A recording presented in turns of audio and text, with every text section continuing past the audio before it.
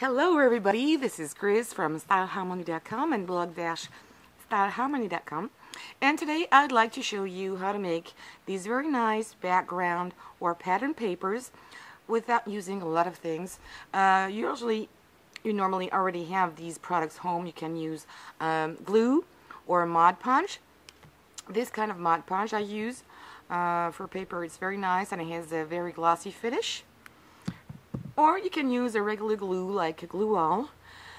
You're also going to need a brush, a flat brush, a little bit like this one, or even larger. You can use one of these if you want. It's not a big deal, no difference. And you're probably going to use also something very thin you can draw with or make designs with. And that's enough. Paper, any kind, any thickness, and any color you want. If you're using another glue, just make sure that this glue will dry clear. It mustn't dry white because your effects are not going to be as nice. And as you can see on these papers, it has a glossy finish because the Mod Podge has. If you're using your Elmer's glue, it will have a matte finish. These are different samples I made. This morning, before doing this video, I will need to make sure that I could have different patterns to show you, and this is another one. And they all have a little glossy background. And this is another one using something else. I haven't been using a brush to do this, but I use a sponge, any kind of sponge you have, something that is flexible and you can give different shapes just by dabbing it on your paper. Okay, let's start doing one. So I'm going to take my Mod Podge and I'm going to take a piece of paper. I've got one here, and I'm just going to layer on the whole piece of paper some glue. Make sure you put glue everywhere, and you probably need one or two coats, but you don't need to wait between these two coats, just because the first one is going to be going deep into the paper, so you'll be needing another one. Okay, once you've done this everywhere, you can use also a foam brush if you want. I'm not really used to using these, so I use a regular brush. And once it's done, you just need, if you want to make this kind of pattern, for example, you just need to go back and put another layer on it, a thicker one, not too thick, just a little bit, and just go like this. It makes strikes, and it's exactly what we want us to do. Don't try to make it perfect. We want these little lines to appear. See? And because you're not putting too much, oh, there's something underneath. Maybe one of my hair. I'm sorry. Yes, must be. Okay. Just come over. It's not a big problem. And you can make them deeper by putting more glue or more Mod Podge. And then just put it aside and let it dry. You can speed this up by using your heart glue gun if you want. This was a plain one. I'm going to make another one a little bit different to show you how to make these patterns. I'm going to glue this again.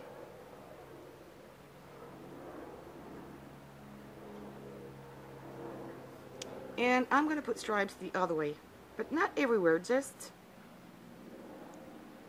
like this. So your background is a little bit going to look like, how do you call this? Not a painting, but you know what you use to make paintings. There it goes. I'm going to put it here to let it dry. And I'm going to make another one using another kind of pattern. Very easy. And this time I'm going to use the back of my brush and I'm going to draw on my paper and onto my glue. I'm not going to wait that it is dry. Certainly not. You're going to do it right now. And I'm going to do this example. You can draw whatever you want and do that all over your paper. See, this is easy. You don't need to know how to paint to do that. And let it dry this way. Gonna move this away.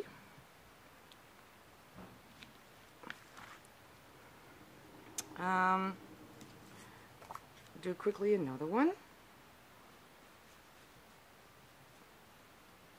Nice coat on it. You can use any kind of color you want. You can use green. I'm using green here for the example, but you can use blue, you can use red, you can use yellow. You can even use white if you want, because you're going to put a kind of patina. Ah yes, I didn't tell you this. A kind of patina or any metallic paint you can put on to make this glossy, gold effect. If you don't have patina, don't go and buy for anything. Just use what you have. And here, I'm going to make waves.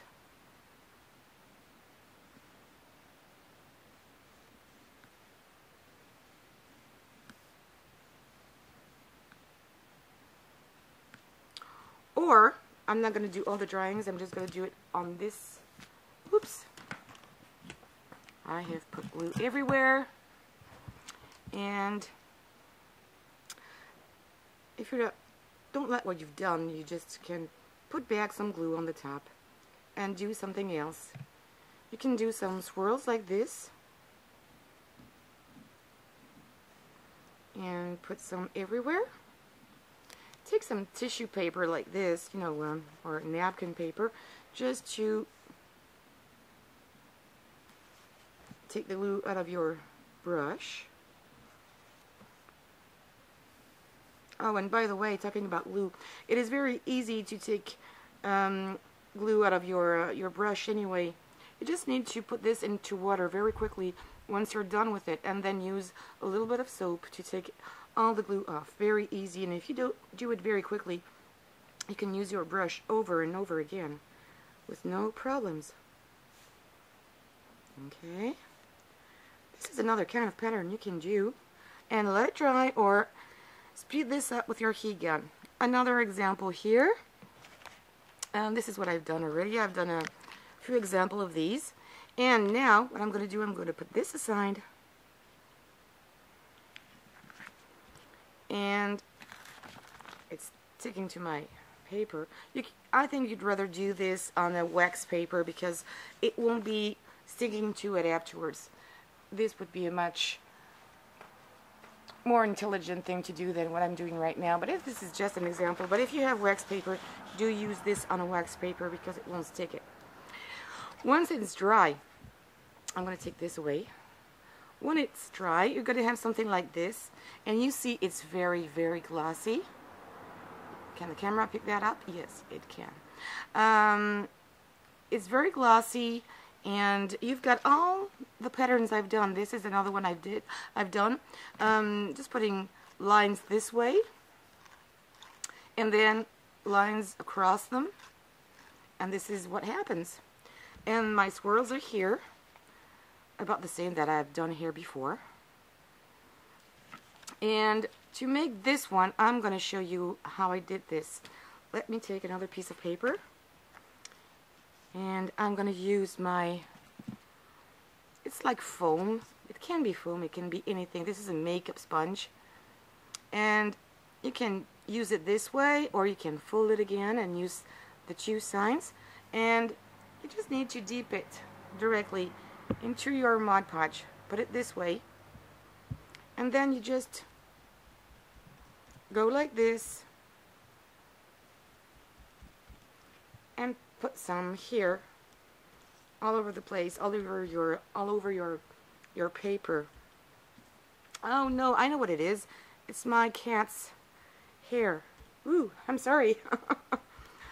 I took her to the vet this morning to see everything was okay, since I'm moving and I needed a certificate to go to Panama, and she's fine. And that's probably enough. You can put much more. Try to put enough to have a kind of a relief, because when it's going to dry, it's going to stay like this. The white is going to go off because it clears, it dries clear, but there's going to be a little depth in it, and this is what is important. Oh my goodness, there's a lot of cat hair going here. Just say you didn't see it, okay? Right. Okay. Once everything is dry, put that aside too. Once everything is dry, you're going to take a craft piece of paper, just something average. This is just a plain photocopy paper, and to apply your metallic paints or your patina on it, what you can do is use this in a very expensive tool. You're going to fold this paper into, for example, this width, and make a little folding here, and this is where you're going to hold your paper, and you're going to put your patina on your paper this way. If you put it with your fingers, you might put paint or patina everywhere, even in the creases, and this is not what we're really looking for. We want to have some patina, some gold, or some how do you call it, silver paint, but not everywhere to have this effect. Okay, so I've got this one. It's from Gideo, and it's called Gilding Wax. I don't know if you can see this properly. You don't need this. It just happened that I had it, but you can use any other kind of paint. What you're going to do, you're going to put a little bit of paint here on it, on your piece of paper. Don't put too much. You better do this a few times, but not do it once and very thick. Very thin coat, and once your paper's dry, oh gosh, once your paper is dry, you just lightly go over your paper like this. I barely touch it. I've touched it here with my fingers, but anyhow, you understand what I meant. And you slightly go here, and I put more on my paper.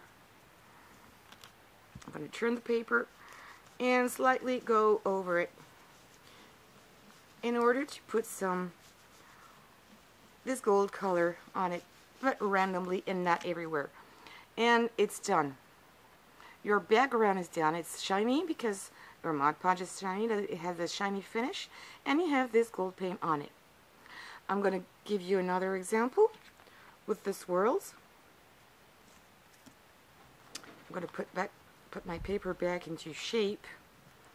I'm going to put some paint here.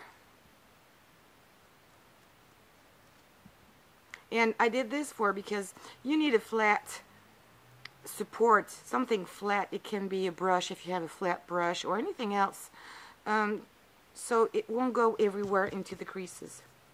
And then I'm going to slightly, very slightly apply this on all my paper, and I can put more on the edges if I want, just like if you were using some ink pads.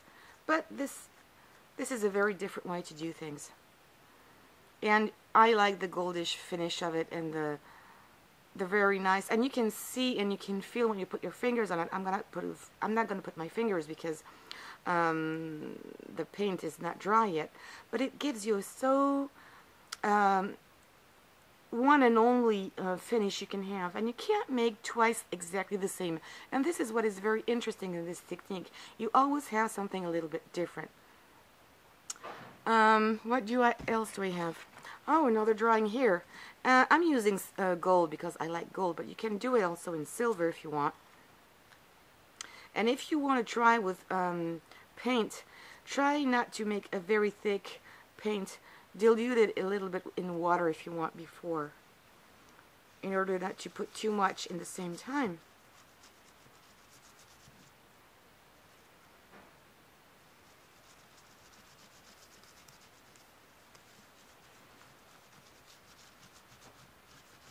And very slightly go over it.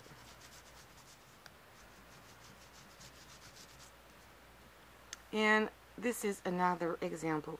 If you want to make your crease thicker, you just need to put more glue on it. And this will avoid touching these places. A bit like when you emboss, it's about the same process. And I have another pattern here. It's exactly the same one that I've done here. You know, with my brush, I went this way, vertically and then the opposite way horizontally, and this is what I have done here. And I'm going to put paint on my piece of paper with my finger. Well, and let's go.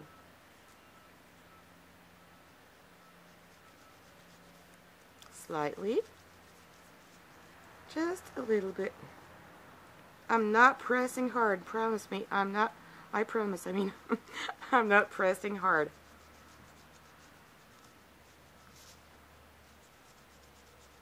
There you go. I guess now that I'm looking at it, I haven't been doing exactly the same. It's not horizontally, but only you know, it's not vertical, but it's on the side. I don't know how you say that. And this is exactly the same process, but doing only on one way. So here are the few samples I made to show you that you can do very, very nice backgrounds using almost nothing. Just glue or Mod Podge, paint, or a patina, whatever you have, and slightly cover it. And this example is what I made here. And you can really feel it. If you emboss something, it would look about the same. But you did it. If you don't have any embossing folders and embossing machine as a Big Shot or any other brand, whatever, you can still do things by yourself. I did this on small squares of paper, but of course you can do this on a bigger. And you don't have to use thick papers. You can use any kind of paper already that you have in your stash. I mean, this will go perfectly. And you can use this as a background, and on your card put another piece of paper on it where you stamped or you have written a message. Well, afterwards it's up to you to know what you want to do with it. Well, this video is over now, so if you have enjoyed it, please put your thumbs up and click on I like. If you have any comments or questions, leave them below and I'll answer you as soon as possible. And that's it. Have a very nice week and take care. Bye-bye.